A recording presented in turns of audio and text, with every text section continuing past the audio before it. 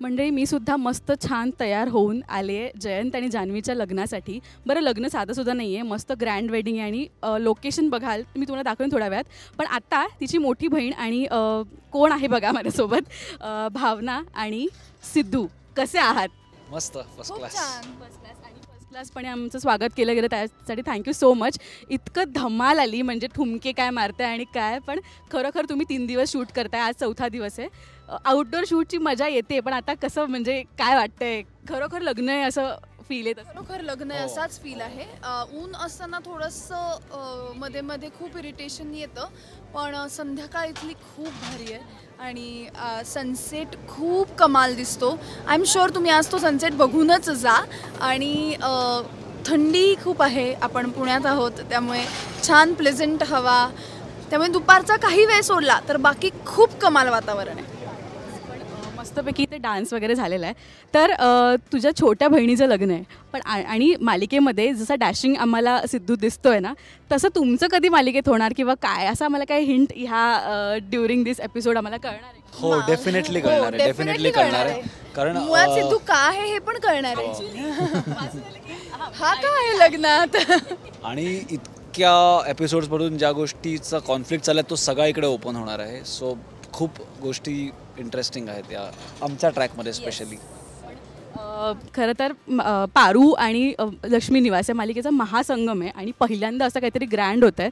आणि हे सगळं अनुभवताना त्यांच्यासोबत शूट करताना सीन्स काय मजा गंमत जमत घडतीये? खूप मस्त वाटतंय, खूप मस्त वाटतंय. कारण आम्ही इव्हेंट टू इव्हेंट भेटतो, तर आज या महासंगमाच्या निमित्ताने आम्हाला एकत्र सीन्स करायची संधी मिळाली आणि खूप एकत्र वेळ घालवता आला. आणि अगदी शूटिंग संपल्यानंतर, शूटिंगच्या आधी नंतर हे सगळेजण आम्ही खूप मजा करतोय ऑफ द कॅमेरा, त्यामुळे आणखीन मजा येते.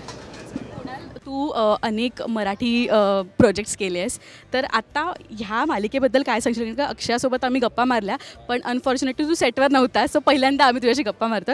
कसं वाटतं हे सिद्धू हे कॅरेक्टर साकारताना? का लार्जर दॅन लाईफ हे कॅरेक्टर आहे, काय सांगशील? ॲक्च्युली कॅरेक्टर माझ्या पर्सनॅलिटीवरून टोटली कॉन्ट्रास्ट आहे. कारण तो खूपच एक्स्ट्रोवर्ट आहे, मी बऱ्यापैकी इंट्रोवर्ट आहे.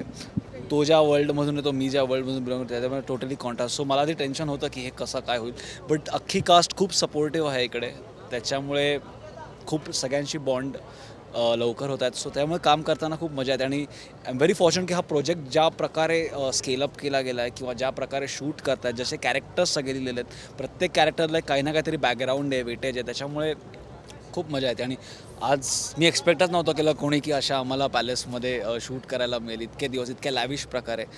त्यात पारूच्या कॅरेक्टर्सबरोबर सीन्स होते, ते पण खूप अनएक्सपेक्टेड होते. कारण आम्ही इव्हेंट टू इव्हेंट, जसं अक्षया बोलली की इव्हेंट टू इव्हेंट भेटतो, सो त्याच्याबरोबर सीन्स करणं हे खूपच सरप्रायझिंग होतं. म्हणजे मला इथे याच्या आधी माहितीच नव्हतं की असे सीन्स असणार आहेत. सो तो एक जो एक मोनोटनी येते शूटमध्ये, त्याच्यापासून खूप अचानक एक फ्रेश फील झाला. मध्ये तुला लोक टिप्सही देत आहेत की भावनाला असं प्रपोज कर, कारण का मी 1-2 कमेंट्स वाचले की अरे सिद्धू करून टाक प्रपोज, काय तुझं स्माईलवरती घायल होईल वगैरे, पण काय असं प्लॅनिंग आहे? आपला सिद्धूला असे वेगवेगळे टिप्स येतातच आणि सिद्धू एक लोकांना खूप आवडतोय. म्हणजे असं काहीतरी एखाद्या मुलीसाठी करणारा हिरो हा असा खूप रेअर बघायला मिळतो, त्यामुळे सिद्धू खूपच लोकप्रिय झाला आहे. अशी म्हणाले पारूच्या टीमशी बोलताना की ह्या मालिकेच्या निमित्ताने किंवा महासंगमच्या निमित्ताने ना मराठी वेडिंगसुद्धा इतकी ग्रँड होऊ शकते, हे स्वप्न आपण बघू शकतोय. प्रेक्षकांना कुठेतरी की स्वप्न तरी बघता येईल यार की असं ग्रँड होऊ शकतं. तसंच सेम सिद्धू हे कॅरेक्टर आहे, मुलीच्या आयुष्यात मुलगा नाही आहे, पण ठीक आहे यार, कभी तो होगा, ऐसा लडका आएगा, असं काहीतरी होईल. पण तुला प्रतिक्रिया आल्यात का, DM वगैरे आल्यात का? ऑफकोर्स मला असं वाटतं लक्ष्मी निवासची कुठलीही पोस्ट आमच्या सीनचं एखादं काही पडलं किंवा प्रोमो पडला की त्याच्या खाली खूपशा कमेंट्स असतात की अरे यार हा सिद्धू किती गोड आहे यार, किती भारी आहे यार. तर मी त्याला कायम म्हणते की अरे किती आवडतं हे कॅरेक्टर लोकांना. कारण असं बघताना असं वाटू शकतं आपल्याला की असं कोण करेल, पण ते करताना जे कॅरेक्टर दिसतं ना ते इतकं कमाल दिसतंय आणि असं खूप रेअर बघायला मिळतं आपल्याला आजूबाजूला की कुणीतरी कोणासाठी तरी इतकं असं वेडं होऊन प्रेम करतंय. तर तसं ते कॅरेक्टर खूप अपीलिंग आहे.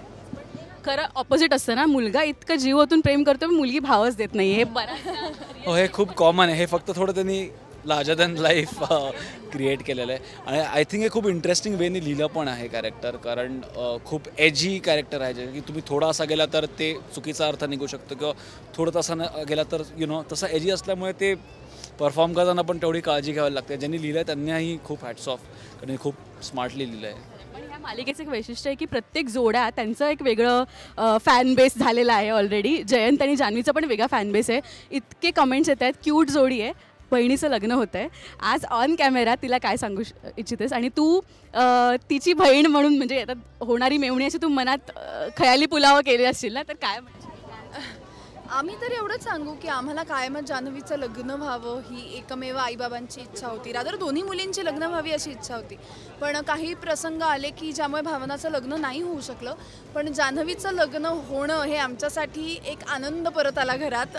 या मोमेंटवर आम्ही आलेलो आहोत आणि त्यामुळे हा आनंद टिकून राहावा असं वाटत असेल तर जान्हवीनी खुश राहणं खूप गरजेचं आहे. त्यामुळे ती खूप हॅपी राहावी, ती लग्नानंतर सगळं तिचं स्वप्न पूर्ण व्हावं एवढीच मी अपेक्षा करते. हा तसा जान्हवी आणि जयंतशी माझा संबंध नाही, पण मला भावनाला भेटायची संधी मिळते या निमित्ताने. सो त्यांचं लग्न होऊ दे चांगलं. बरं, तुमची लव्ह स्टोरी लवकरच फुलू दे, आम्हाला बघायला मजा येईल. थँक्यू सो मच आणि ऑल द बेस्ट. आता जेवायला जाऊया, भूक लागली. Thank you so much.